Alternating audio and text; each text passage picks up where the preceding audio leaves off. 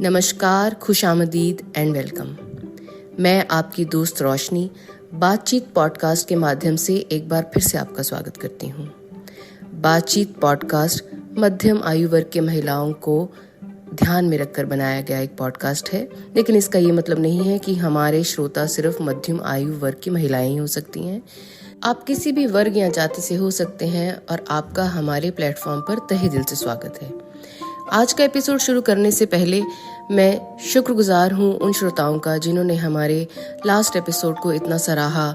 आपके मैसेजेस, आपके मेल्स ने हमें और प्रोत्साहन दिया है। तो लीजिए, आज का एपिसोड प्रस्तुत करती हूँ मैं, रोशनी, आपकी दोस्त।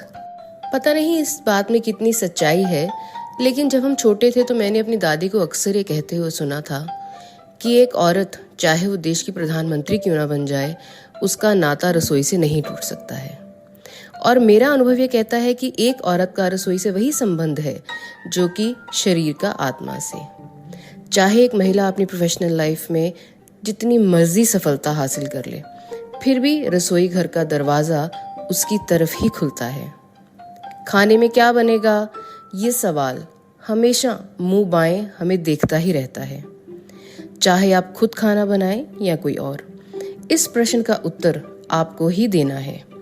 ये परीक्षा के उस मैंडेटरी क्वेश्चन की तरह है जिसकी तैयारी हो या ना हो, अटेम्प्ट तो करना ही पड़ेगा। क्यों, सही कहा ना मैंने? मेरा और रसोई घर का रिश्ता बहुत पुराना है। जैसे ही मेरी मम्मी रसोई की तरफ जाती, मैं उनके पीछे पीछे हो लेती और रसोई की शेल्फ पर उचक कर बैठ जाती, देखने के लिए कि मम्मी अपने हाथों से क्या जादू करती हैं कि हम लोग उनके हाथों का खाना खाकर उंगलियां ही चाटते रह जाते हैं। शायद ये दृश्य शिक्षण मुझे भविष्य के लिए तैयार कर रहा था। मैं 9 वर्ष की थी जब मेरी माँ बीमार हुई और उन्हें हॉस्पिटल में एक दिन के लिए एडमिट होना पड़ा। बड़ी मुश्किल आन पड़ी कि अब खाना कैसे बनेगा, क्योंकि बाहर का खाना तो हमारे घर में आता ही नहीं था। कभी ज़रूरत ही नहीं पड़ी किसी होटल या ढाबे से खाना लाने की। और हर तरह का खाना तो मम्मी घर पे बना ही लेती थी, चाहे साउथ इंडियन हो या चाइनीज़। और तो और, जब पिज़्ज़ा नया नया मार्केट में आया तो हमारे पापा घर में जो अवन मेरी मम्मी को दहेज में मिला था, उसमें चने की टॉप लगाकर, लेयरिंग लगाकर पिज़्ज़ा बना देते थे। तो सोचिए, ऐसे घर में अगर माँ बीमार हो जाए तो कितनी बड़ी दुविधा आन पड़ती है।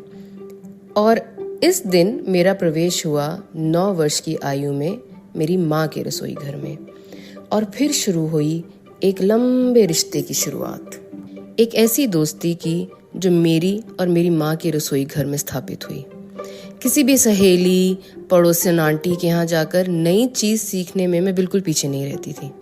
रसोई में जाना और 10-12 व्यंजन बनाना मेरे लिए जैसे बाएं हाथ का खेल था, क्योंकि बच्चे, मेरे हस्बैंड, मेरे पापा सब खाने के शौकीन। और फिर अच्छा खाना खाने के बाद जो वाहवाही मिलती है, वो मेरे लिए किसी मेडल से कम नहीं होती है। ये तो हुई उस टाइम की बात जब मैं घर पर ही होती थी। फिर जब बच्चे कुछ बड़े हुए तो मैंने पार्ट टाइम जॉब शुरू कर ली। अब भी मैं खाना खुद ही बनाती, पर अब पकवानों की वैरायटी कम होने लगी थी।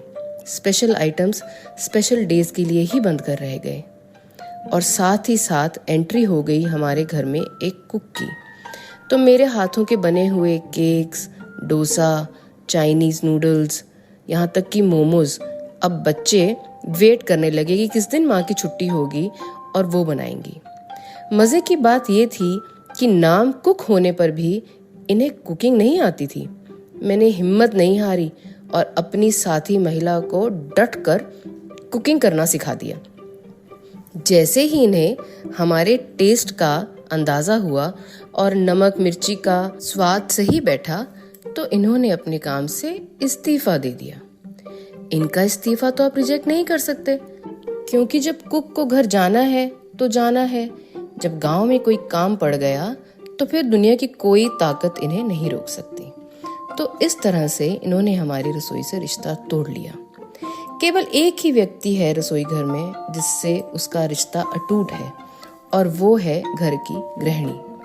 ये ऐसा रिश्ता है जो आज तक न कमज़ोर हुआ न टूटा, बिना किसी रोक टोक के जारी है। और सच बताऊं तो मैं चाहती भी नहीं हूँ कि ये रिश्ता कभी टूटे। कुछ समय पहले मैं कुछ ज़्यादा ही बीमार हो गई और इतनी वीकनेस हो गई कि कुछ महीनों के लिए रसोई घर तक का छोटा सा सफ़र भी बहुत लंबा हो गया। उस दौरान ऐसा लगा कि सारा घर ही बिखर गया है और हर तरफ कतरने ही कतरने दिखने लगी। आपके साथ भी कभी ऐसा हुआ होगा। कुछ ऐसा समय जब लगता है कि कोई बाहर से आ जाए और हमारी सारी जिम्मेदारियों को संभाल ले, और ख़ास करके रसोई घर की बागडोर। किसी तरह से हिम्मत जुटाकर मैं वापस पहुंची और अपनी असली विरासत यानी कि अपनी किचन तक, और फिर हमारी दोस्ती दोबारा ऐसे ही जुड़ गई जैसे कभी कोई दरार आई ही ना हो। मेरा और मेरी रसोई घर का रिश्ता हमेशा मीठा ही रहा हो ऐसा नहीं है।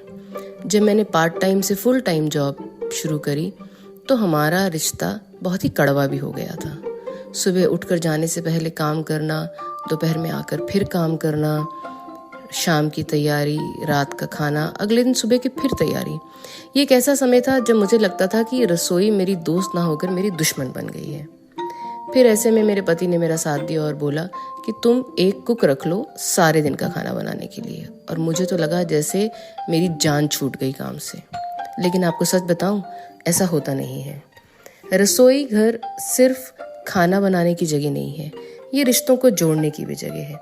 ये एक ऐसी जगह है जहाँ सुबह उठकर जब आप अपने पति के लिए चाय बनाते हैं और बच्चों का टिफ़िन बांधते हैं तो जो रिश्तों को हमारा जोड़ है वो और मजबूत हो जाता है।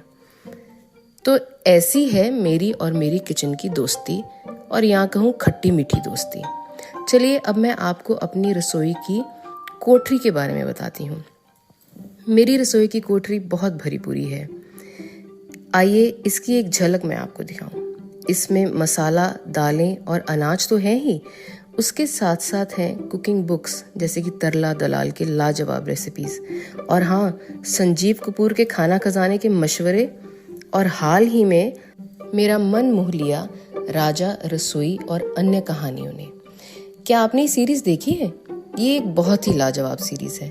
ये सीरीज़ सिर्फ आपको हमारे देश भर के रिच खानों के बारे में नहीं बताती है, ये आपको ले जाती है देश के कोने कोने में, उनकी संस्कृति के बारे में बताती है, उनके रहने सहने के तरीकों के बारे में बताती है। और ऐसे ही मेरे एक विदेशी मित्र भी हैं जो मुझे दुनिया भर के नए नए व्यंजनों के बारे में बताते हैं, और इनका नाम है फिल। मैं सोचती हूँ फिल क्या मेरे सच में बहुत करीबी दोस्त हैं? जी हाँ, ये मेरे वो दोस्त हैं जिनसे मैं कभी मिली नहीं हूँ, लेकिन इनके प्रोग्राम समबडी फीड फिल के ज़रिए मैंने विश्व की कई रसोइयों का भ्रमण कर लिया है।